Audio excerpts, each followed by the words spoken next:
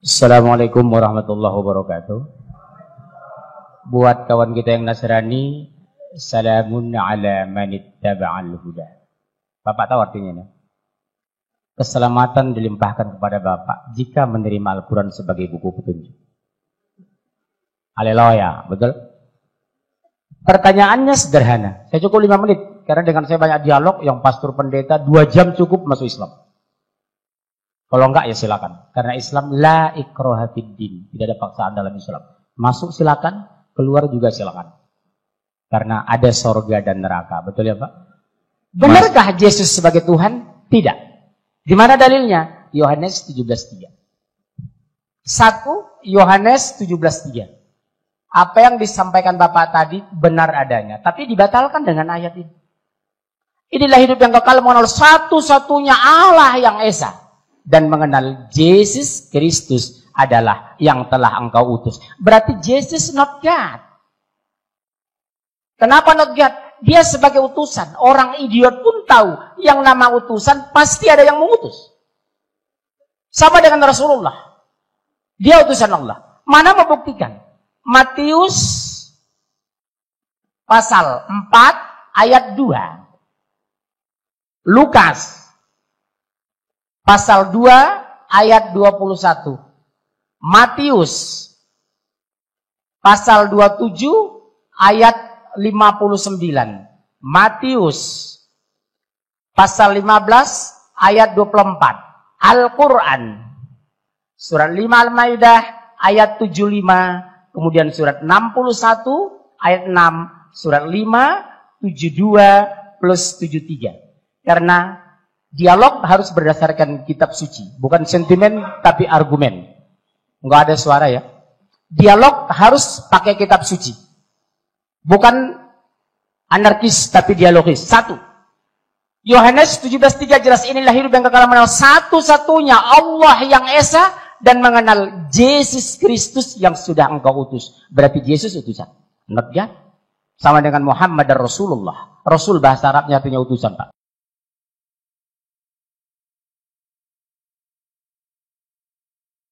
Yang kedua, mana buktinya dia manusia biasa sebagai Rasul dalam Islam? Matius pasal 4 ayat 2. Setelah Yesus berpuasa 40 hari 40 malam maka laparlah ia. Kalau Tuhan mustahil lapar. Makanya kami berpuasa. Yang kedua, Lukas pasal 2:21. Setelah Yesus berusia 8 hari maka dia khitan, sunat. Dia sunat. Kalau Tuhan mustahil sunat. Dokter mana yang berani nyunat Tuhan? Betul? Yang ketiga, Matius 27:59 berbunyi, setelah ayat Yesus diturunkan dari kayu salib, maka dikapani dengan kain putih linen bersih. Nih saya bawa Bible tua ini Pak. Di sini masih berisi Lembaga Alkitab Indonesia 60 tahun yang lalu. Apa di sini? Jika kamu mengatakan ini dan itu besok, jangan katakan aku melakukannya. Katakanlah insya Allah, lengkap sempurna di Bible Bapak sendiri. Dan ini bukan palsu loh Pak. Lembaga Alkitab Indonesia tahun 1963. Bahkan kalau saya bongkar Alkitab tahun 1800, saya punya Bible banyak Pak, 40 lebih. Ya, apa di sana? Akan lahir seorang nabi yang bernama Ahmad. Ikutilah, jika tidak kamu akan kuminta pertanggungjawaban. Amin, haleluya. Betul?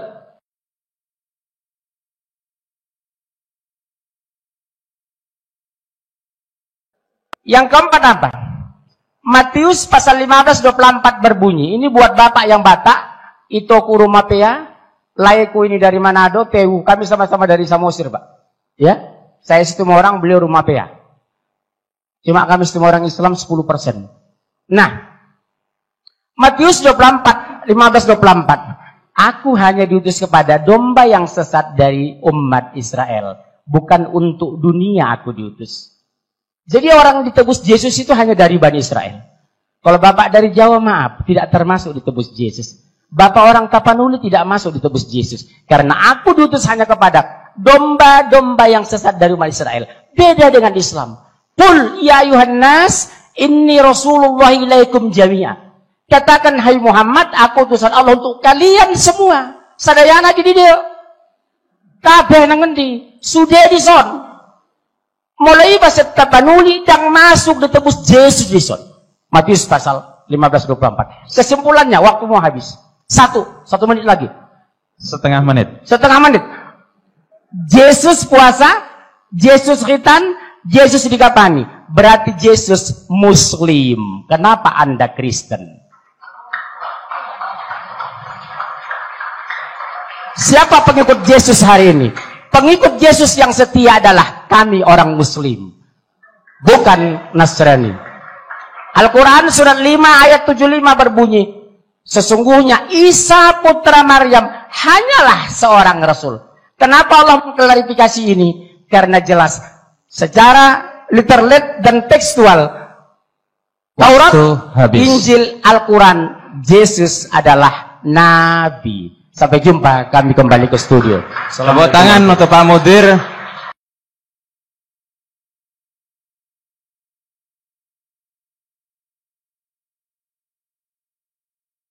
Assalamualaikum warahmatullahi wabarakatuh. Shalom bagi saudara-saudara kita yang Kristen.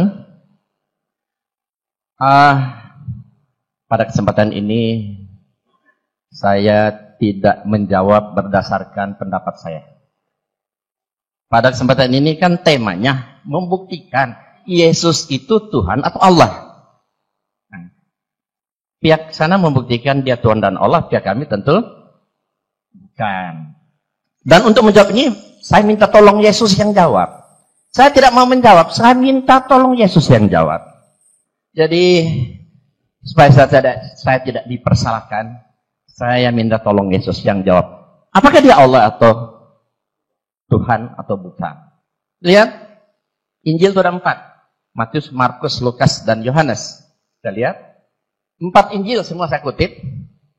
Lalu mereka kecewa dan menolak dia. Maka kata Yesus kepada mereka, titik 2 koma pembuka. Seorang nabi. Dia ngaku seorang nabi. Dia seorang nabi. Nabi coba 4 Injil. Saya aminkan. Semua umat Islam menjadikan Yesus nabi. Mau tunduk taat ikut Yesus, jadikan beliau nabi. Yesus nggak mungkin bohong. Nggak mungkin. Yesus itu Nabi Isa. Salah seorang nabi yang sangat kami muliakan. Kita lihat, tadi sudah dijelaskan oleh Pak Munzir, bahwa Yesus mengaku dengan jujur, Allah itu satu-satunya. Dan dia hanya diutus. Ini Alkitab sampai versi 3. Kamu lihat versi Alkitab di Indonesia, mungkin saya yang terbanyak. Sekian ratus tahun saya punya. Ya. Melihat, inilah hidup yang kekal itu. Yaitu bahwa mereka mengenal engkau satu-satunya Allah yang benar. Dan mengenal Yesus Kristus yang telah engkau utus. Yesus yang ngomong ini. Ikut, tunduk, taat. Saya lebih percaya kepada Yesus. Kata Yesus, Allah itu satu-satunya. Dan dia hanya diutus.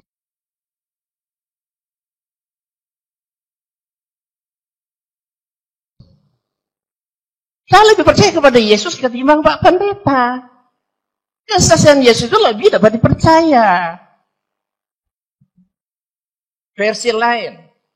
Lihat versi lain. Mengenal Yesus yang diutus oleh Bapa. Nah ini kan. Ini dalam bahasa Inggris berapa versi bisa kita lihat. Macam-macam. Ya. And eternal life means to know you, that the only true God, and to know Jesus Christ who don't save. Dalam berbagai bahasa. Oke. Sebab aku berkata bukan dari diriku sendiri, kata Yesus, tetapi Bapa yang mengutus aku. Dialah yang memberi pemerintahan aku untuk mengatakannya. Dan jikalau aku menghakimi, maka penghakimanku adil, sebab aku tidak seorang diri, tapi aku bersama dengan Dia yang mengutus aku. Berarti Yesus itu hanya utusan.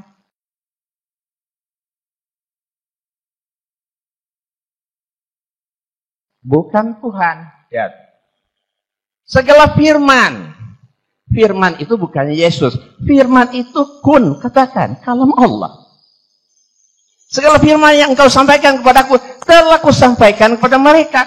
Dan mereka telah menerimanya, mereka tahu benar-benar bahwa aku datang daripadamu, dan mereka percaya bahwa engkaulah yang telah mengutus aku. Berarti kan Yesus itu utusan, bukan Tuhan. Yang ngomong Yesus sendiri kok. Masa kita mau bantah? Kalau bantah jangan bantah saya ya. Bantah sama Yesus. Saya hanya meminjam ucapan Yesus. Setiap yang mengaku diutus oleh Tuhan pasti bukan Tuhan. Yesus mengaku diutus oleh Tuhan. Berarti Yesus bukan Tuhan. Mudah, simpel. Kita lihat. Kalau Yesus itu Tuhan. Aku tidak dapat berbuat apa-apa dari diriku. Ini ucapan Yesus loh. Aku tidak dapat berbuat apa-apa diriku sendiri. Aku menghakimi sesuai yang aku dengar. Dan penghakimanku adil. Sebab aku tidak menuruti kehendakku sendiri. Melainkan kehendak Dia yang mengutus aku. Berarti Yesus itu utusan. Bukan Tuhan. Ya. Kalau Yesus itu Tuhan berdasarkan disampaikan. Itu kebanyakan dari versi Paulus. Dan surat Paulus begitu banyak. Mana lebih kuat? Kesaksian Yesus atau Paulus?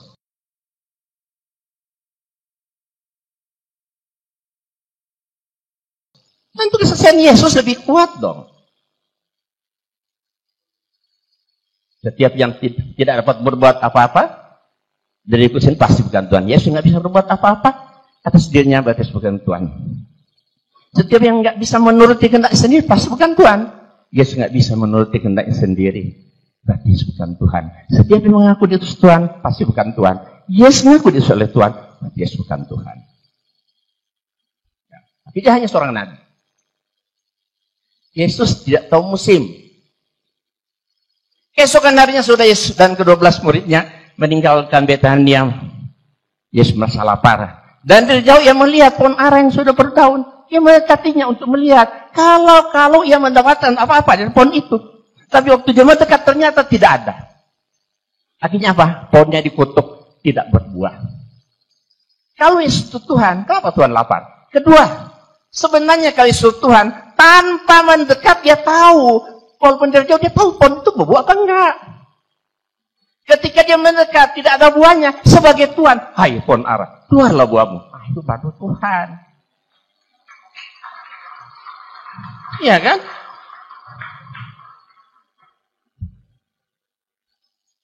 Oh, tapi banyak orang mengatakan, oh, itu kan Yesus tidak tahu manusianya. Karena dia 100% Tuhan, 100% manusia. Dia nggak tahu tuh manusianya. Ya, tapi bukankah Yesus mengatakan, Yohanes 10 ayat 30 tadi, aku dan Bapa adalah satu. Kalau Yesus dan Bapa ada satu, ketika Yesus tidak tahu Tuhannya kemana? Kemana Tuhannya? Gua cabut. Oh, pergi dulu, gua tinggalin. Apa gitu?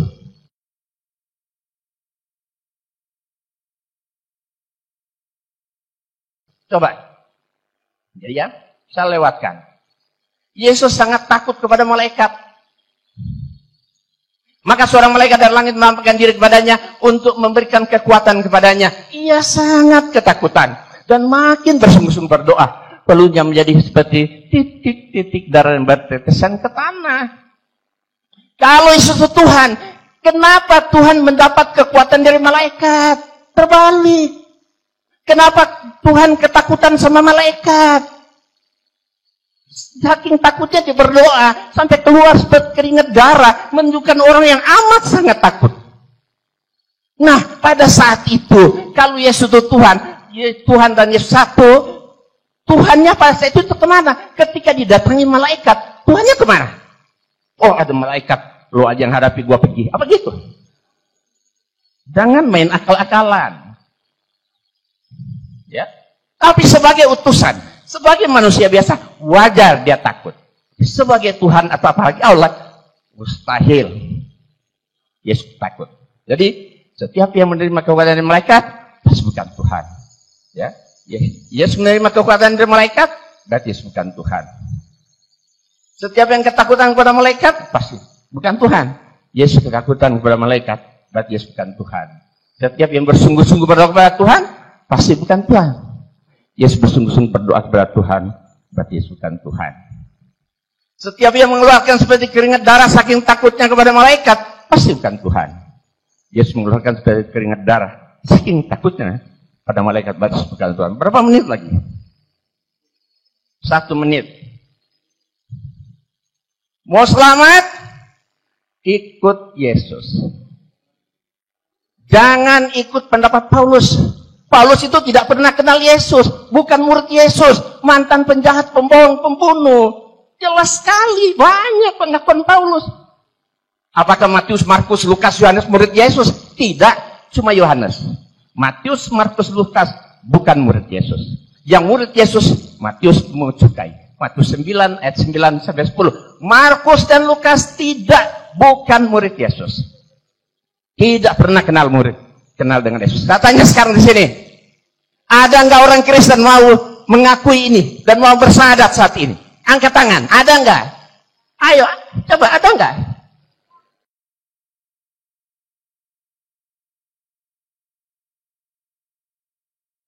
Ya. Pertanyaan mau saya jawab Bapak tadi. Kenapa Islam melihat logika dan kenapa kisah para rasul? Jangan pikirkan, kenapa mau saya pakai itu. Islam tidak pernah menjelaskan ketuhanan pakai logika, tapi tolong dihapus dong. Tolong. Cepat. Bekerja kayak orang Batak. Lihat orang Batak itu. Belanda aja dia lusir 350 tahun di Jawa. Sumatera cuma 3 tahun setengah. Saya jelaskan.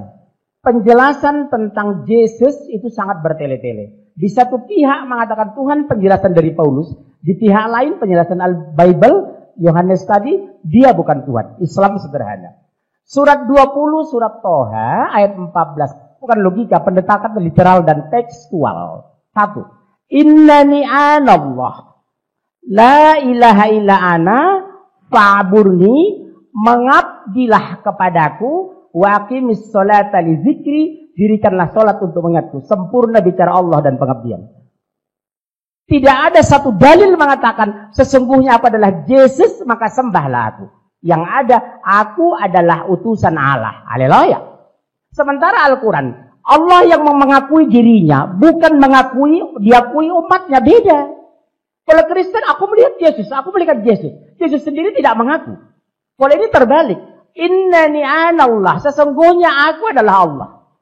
La ilaha illa ana, tidak ada yang kita agungkan, kita tinggikan illallah, kecuali Allah. Fa'budni, ada kata perintah. Yesus tidak pernah mengatakan, hei kaum Nasrani, sembahlah aku. Nasrani tidak ditemukan di Bible. Kata Kristen ditemukan ketika di mana? Antioquia. Betul kan Pak? Yang ketiga, dirikanlah sholat untuk mengingatku. Ada sarana. Makanya satu-satunya agama di muka bumi yang bisa dipertanggungjawabkan sistem ketuhanannya hanya Islam. Transparan, objektif, dan universal. Tidak bertele-tele. Oke lah, Bapak akui tadi sebagai Tuhan. Kita bisa bantah. Yesus mengatakan, aku hanya utusan Allah. Yang paling menyakitkan bagi saudaraku yang derita panduli. Aku diutus hanya kepada domba-domba yang sesat dari umat Israel. Bukan untuk dunia aku diutus. Kasihan saudara saya ini orang Batak. Beliau tidak diurus oleh Yesus. Itu jelas Kak. Saya kira cukup sekian. Terima kasih. Jadi tadi sudah disampaikan Matius 16 ayat 27. Kata Yesus akan datang dalam kemuliaan Bapaknya diiringi oleh malaikat-malaikatnya. Pada waktu itu ia akan membalas setiap orang menurut perbuatannya. Jadi tidak ada istilah penebusan dosa. Dosa tanggung masing-masing. Nah,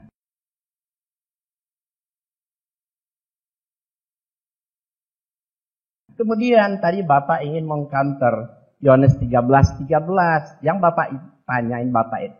Samping saya bilang mana bukti Yesus ngaku dia Allah. Yang Bapak sebut itu Yesus itu ngaku Tuhan. Yohanes 13:13. Seluruh Alkitab cuma ada satu. Engkau menyebut aku guru dan Tuhan. Nah gitu kan. Tapi itu bukan Tuhan. Tuhan. Bapak lihat di seluruh Injil berbahasa Inggris. Tidak ada satupun mengatakan you call me teacher and God. Tidak. You call me teacher and Lord. Ya. You call me master and Lord. Semua Lord. Lord. Itu Tuhan. Bukan Tuhan. Ya. Tidak ada. Ya. Mengaku Allah satupun tidak ada. Yesus mengaku dirinya Allah itu tidak ada. Yang mengaku Tuhan cuma satu. Satu-satunya Yohanes 13 ayat 13, tapi itu bukan Tuhan, tapi Tuhan. Waktu habis.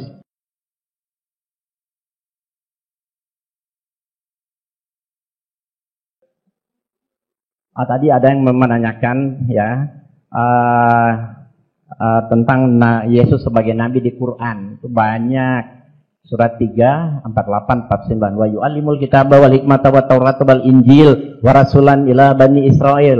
Surat Az-Zukhruf ayat 59, surat 61, surat As-Saff ayat 6. Itu Isa sendiri mengaku dengan jujur bahwa dia rasul hanya untuk bani Israel saja. Kemudian tadi disebutkan Matius 1:21, itu sebenarnya katanya Yesus juru selamat. Ya, juru selamat hanya untuk kaumnya. Dan ia akan mengandung dan melahirkan, itu Matius 1:21 bunyinya begini, dan ia akan mengandung dan melahirkan seorang anak, dan engkau hendaknya akan menamakan dia Yesus, karena dialah yang akan menyelamatkan umatnya. Padahal itu Alkitab baru, kalau Alkitab lama Pak, dan ia akan menyelamatkan kaumnya.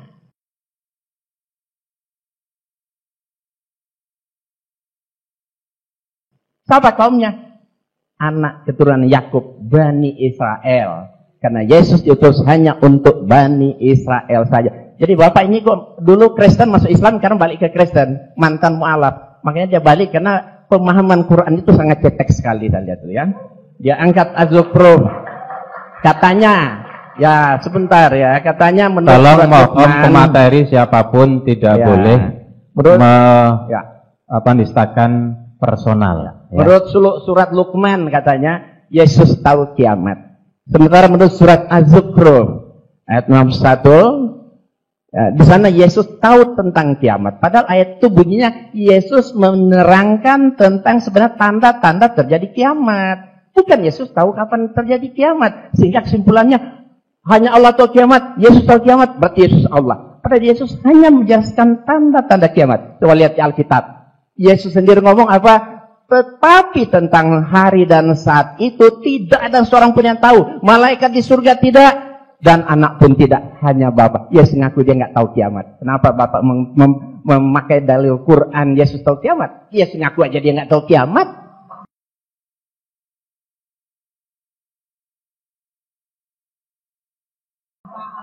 Makanya Bapak ya baca Quran ya. Jangan sembarang asal menterjemahkan. Kata Yesus, ikutilah aku. Betul. Kata Yesus, betul, ikutilah aku. Ya, taatlah kepada Allah. Surat Az-Zukhruf ayat 61. Maksudnya Yesus berkhotbah kepada Bani Israel, kalian harus taat kepada Allah dan bertakwa kepada Allah dan taat kepadaku. Maksudnya apa? Apabila Bani Israel saat itu tidak tunduk taat kepada Allah, tidak bertakwa kepada Allah dan tidak taat kepada Yesus atau Isa, nggak mungkin mereka selamat. Jadi ayat itu hanya ditujukan kepada siapa? Kepada Bani Israel saja, Pak. Bukan untuk seluruh. Nah, satu lagi tadi Anda bertanya. Matius 4.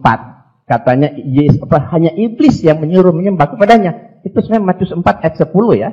Kalau kita baca kisah itu Matius 1 sampai 10. Ya, di ayat pertama Yesus lapar, kemudian dicoba, kalau Yesus lapar cari makan ketemu iblis. Kalau engkau anak Allah, robah aja batu ini jadi roti.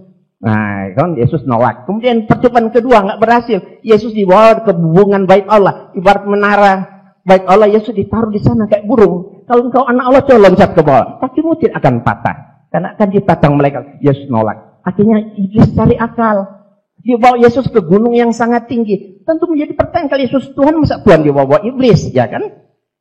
Yesus dibawa ke gunung sangat tinggi, kemudian apa kata iblis? Semua kerajaan dunia ini akan aku berikan kepadamu, asal engkau mau sujud menyembah aku. Nah, itu kata iblis. Tapi lihat ayat 10. Apa kata jawab Yesus? Penyalong ke iblis. Sebab ada tertulis, engkau harus menyembah Tuhan Allahmu, dan hanya kepada dia saja engkau berbakti. Lihat, Matius 4 ayat 10. Jadi bukan Yesus yang disembah dibakti, tapi Allah. Jadi ini buktinya Yesus mengajarkan tauhid. Yesus mengatakan Yesus itu bukan Tuhan.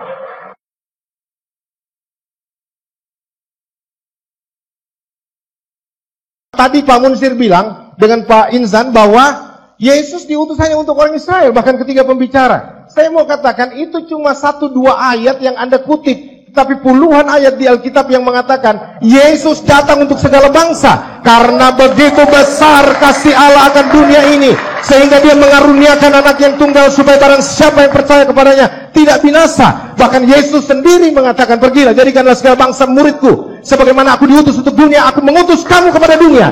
Pertanyaan pertama, saya karena Pak Lai saya menantang saya tadi tentang ketuhanan, saya harus jujur Pak, kita berpendidikan, saya sarjana, Bapak sarjana. Satu-satunya kitab di muka bumi ini yang tidak ada berubah sampai hari ini adalah Al-Quran.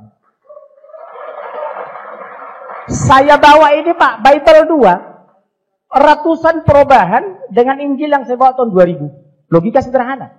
Kalau sudah ada intervensi dalam kitab suci, layakkah dikatakan kitab suci? Yang kedua, nggak usah teriak, nggak usah jawab ya. Pasal 15 ayat 24 bertentangan dengan Matius pasal 28 ayat 19. Karena itu pergilah kamu ke semua bangsa, jadikan mereka menjadi muridku, dan baptislah atas nama Bapa, Anak, dan Roh Kudus. Amin, haleluya. Kan itu kan Bapak pakai. Bagaimana mungkin ada kitab suci di satu pihak menyuruh ke sebuah bangsa, di pihak lain kepada Bani Israel? Berarti kontradiktif. Kalau kontradiktif bukan suci. Kalau tidak suci, kalau sudah suci berarti ada intervensi. Kalau ada intervensi dari manusia, kalau dari manusia berarti bukan kitab Allah, batal isinya demi hukum. Kesaksian di pengadilan dengan dua orang dengan kesaksian yang berbeda, majelis hakim menolak dua-duanya. Saya tantang sekarang. Saya tantang Pak. Saya 30 tahun belajar Alkitab. Nenek moyang saya Kristen di Tapanuli. Sampai sekarang mereka tidak jawab. Tolong tunjukkan mana yang benar. Untuk seluruh dunia atau Bani Israel. Yang kedua, kalau katakan untuk seluruh dunia, dasar alasannya mana? Al-Quran 6.000 lebih ayat, tidak satu ayat pun bertentangan dengan lain. Makanya Allah ponis. Setiap Allah menyebut Isa putra Maryam, karena Allah Maha tahu Isa akan dipertuhan. Tapi setiap Allah menyebut Muhammad disebut jabatan, karena sesat umat Islam tidak pernah mempertuhankan Muhammad, karena dia sebagai Rasul sama dengan Yesus Kristus. Haleluya. Yang pertama Pak. Yang kedua. Isa disebut Al-Quran 25 kali. Muhammad disebut 5 kali. Kenapa? Karena Allah ingin mengklarifikasi agar Isa jangan dijadikan Tuhan. Makanya diponis Allah di surat 5 ayat 72-73. Laqad kafara alladziina qalu innallaha tsalitsu tsalatsa. Kafirlah orang mengatakan Allah itu 3 dari 1 dari 3. Karena Isa al-Masih hanyalah seorang Rasul. Sudah berlalu 124 nabi, 114 rasul, 25 yang masuk Al-Quran. Dari Nabi Adam sampai Muhammad sallallahu alaihi wasallam.